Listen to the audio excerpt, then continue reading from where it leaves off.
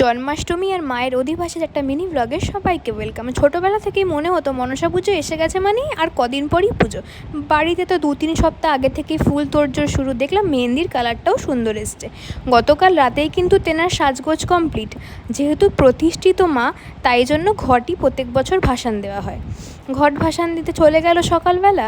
আর এদিকে বাড়ির টুকটাক যে ফিনিশিং বাকি ছিল সেগুলো।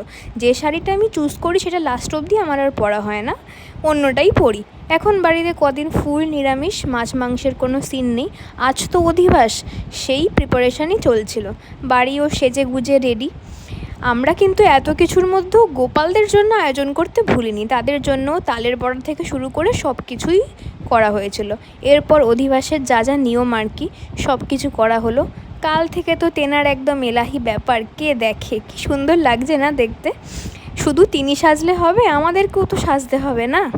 চলো, কাল থেকে হেকটিক ডে শুরু হলেও আমার কাছে ছোটোবেলা থেকেই এটা খুব আনন্দের একটা বিষয়। আমার বাড়ির সবথেকে বড় অনুষ্ঠান বলে কথা, আমার বাড়ির বড় মেয়ের পুজো। তো চলো, কালকের ব্লগে দেখা হবে। টাটা।